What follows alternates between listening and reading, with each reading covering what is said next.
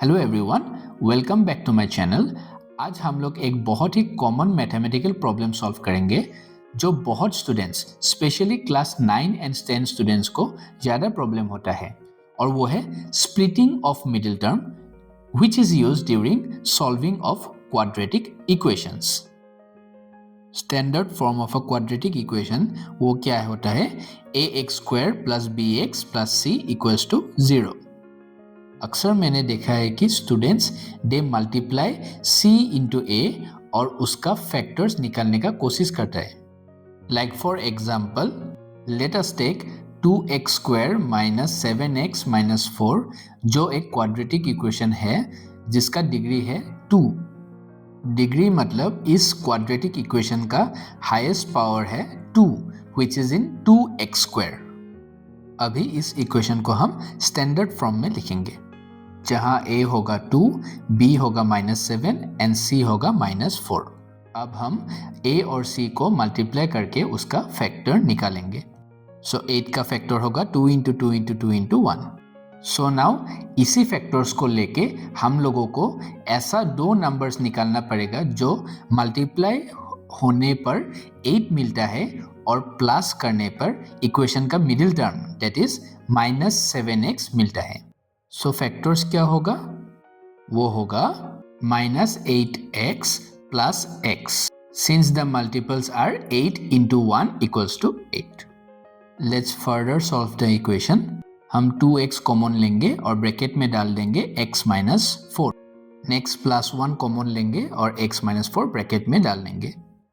इससे हमको दो फैक्टर्स मिल जाएंगे और वो होगा x equals to -1/2 and x equals to +4। अब ये तो बहुत ही आसान सवाल था, so it is really easy to find out the factors. But आप ये क्वेश्चन देखिए, इसमें आपको 240 का फैक्टर्स और मल्टीपल्स निकालना है। आप कैसे करेंगे? वीडियो पॉज करके आप खुद एक बार ट्राई करिए सॉल्व करने के लिए। After that, I will show you a very easy and simple method to find factors of such big equations. चलिए सॉल्व करते हैं। इस इक्वेशन को सॉल्व करने से पहले एक बार हम प्रीवियस क्वेश्चन को फिर से देखते हैं, स्पेशली ये दोनों फैक्टर्स का इक्वेशन को। गौर से देखिए, दोनों फैक्टर्स में फर्स्ट टर्म एक x है और नेक्स्ट टर्म एक कांस्टेंट है। So, can we write it as x plus e multiplied by x plus f? जहां पे x हो जाएगा आपका variable and e and f हो जाएगा आपका कॉन्स्टेंट्स। यस, बिल्कुल कर सकते हैं और इसी कॉन्सेप्ट को हम यहां यूज करेंगे। सो हम लोग इस इक्वेशन में भी वही एज्यूम करेंगे और लिखेंगे फैक्टर्स को x plus e whole multiplied to x plus f. Now we know that the middle term is the sum of some numbers and the end term is the same number multiplied with each other. So हम लोगों को मिलेगा e plus f gives us 32 और e into f gives us 240.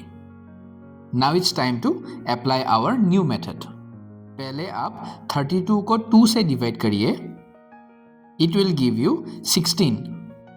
अब आप 16 को use करके e का वैल्यू को लिखिए। So it will be e equals to 16 plus c and f का भी वैल्यू लिखिए। So it will be 16 minus c। c stands for any constant. अब ये c कहाँ से आया? इसके लिए I will leave you a link video to understand it completely in the description. फिलहाल के लिए आप ये सिर्फ फॉर्मूला मेमोराइज कर लीजिए। Now we have the value of e and f. अभी e और f का वैल्यू हम लोग इक्वेशन में पुट करेंगे।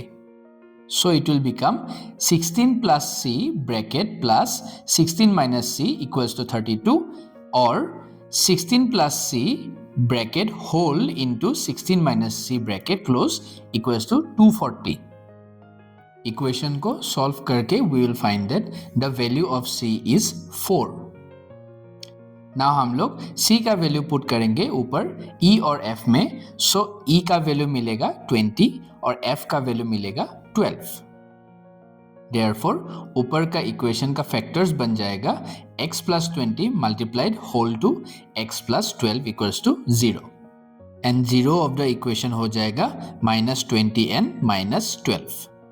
सो स्टूडेंट्स, आपने देख लिया कि ये मेथड आजमा करके हम लोग को इतना आसानी से मिल गया आंसर विदाउट गेसिंग। आप वेरीफाई भी कर सकते हैं नॉर्मल मिडिल टर्म स्प्लिट करके, जैसे मैंने यहाँ पे दिखा दिया है। आप वीडियो पॉज करके एक बार देख सकते हैं।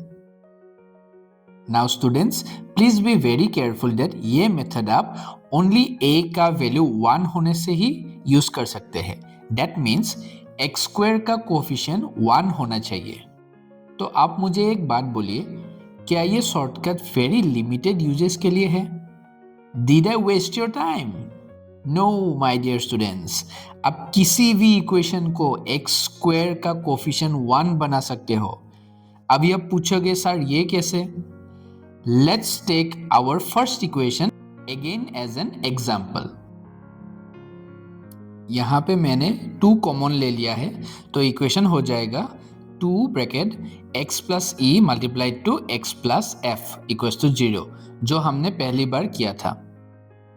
नाउ स्टूडेंट्स, आप फिर से याद करिए, हम लोगों ने लिखा था e plus f gives you the middle term, तो इस इक्वेशन में होगा e plus f equals to -7/2 और e इंटू एफ होगा -2।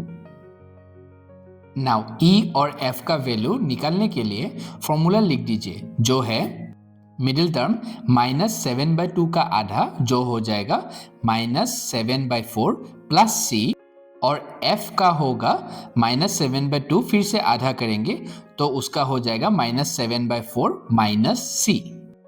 सो c का वैल्यू हम लोगों को मिल जाएगा 9/4।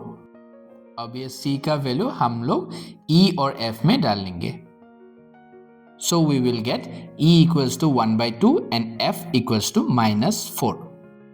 e और f का वैल्यू हम लोग मेन इक्वेशन में डाल देंगे। So हम लोगों को मिल जाएगा 2 bracket x plus 1/2 multiplied to x plus -4। 2 को हम x और 1/2 से मल्टीप्लाई करेंगे और हम लोगों को मिल जाएगा 2x plus 1 multiplied to x minus 4 equals to 0। So the zeros of these equations are x equals to -1/2 and x equals to 4. Do you see now students? आप किसी भी मिडिल टर्म को स्प्लिट कर सकते हैं using this very easy method. So students, are you now convinced that ये method बहुत ही useful है? Wait, did I hear a no? All right, मैं आपको एक और इक्वेशन देता हूं जो आप लास्ट टर्म का मल्टीपल निकाल के इक्वेशन सॉल्व ही नहीं कर पाओगे। आप ये इक्वेशन का फैक्टर्स निकालने के लिए ट्राई करके देखिए। वीडियो पॉज करके आप थोड़ा टाइम लीजिए और ट्राई करके देखिए। ओके, सो इस क्वेश्चन का मेन प्रॉब्लम है कि यहाँ मिडिल टर्म में रूट है, और अगर आप 6 का मल्टीपल या फैक्टर्स निकालोगे you will get only 2 into 3 into 1। सो यहाँ पे रूट नहीं है।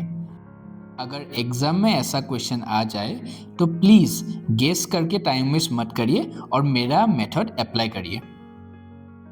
सो जस्ट लाइक बिफोर, हम लोग इस इक्वेशन का फैक्टर्स लिखेंगे x plus e whole multiplied to x plus f. e और f हमारा 2 कॉन्स्टेंट्स हो जाएगा। इस इक्वेशन में हम लोग का मिडिल टर्म है 3√3। So e plus f equals to 3√3 and e into f हम लोगों का लास्ट टर्म हो जाएगा इस इक्वेशन में। So that is e into f equals to 6। Now just like last time हम लोग मिडिल टर्म को 2 से डिवाइड करेंगे एंड एक constant c add and subtract करेंगे to find the values of e and f। Now c का value निकालने के लिए we put the values of e and f ऊपर इक्वेशन में and we find c हो जाएगा √3/2। आप एक बार वीडियो पॉज करके c निकालने का मैथमेटिकल स्टेप्स चेक कर लीजिए। अब हम लोग c का वैल्यू जो है √3/2, ये वैल्यू हम लोग e एंड f का इक्वेशन में डाल देंगे। So finally we find e का वैल्यू हम लोगों का हो जाएगा 2√3 एंड f का वैल्यू हो जाएगा √3। देयरफॉर ई और एफ का वैल्यू हम लोग ऊपर फैक्टोरियल इक्वेशन में डाल देंगे and we find the factors of the equation are x plus 2 root 3 whole multiplied to x plus root 3. So zeros of the equations हो जाएगा x equals to minus 2 root 3 and x equals to minus root 3. Students, मैंने 2 और example solve कर दिया है, आप video pause करके देख लीजिए। आज के वीडियो में बस इतना ही। वीडियो को लाइक, शेयर और सब्सक्राइब देते जाइए। हम लोग जल्दी मिलेंगे अगले वीडियो में। फॉर एनी क्वेरीज और एनी कन्फ्यूजन होने से कमेंट्स में जरूर दे दीजिए। Thank you.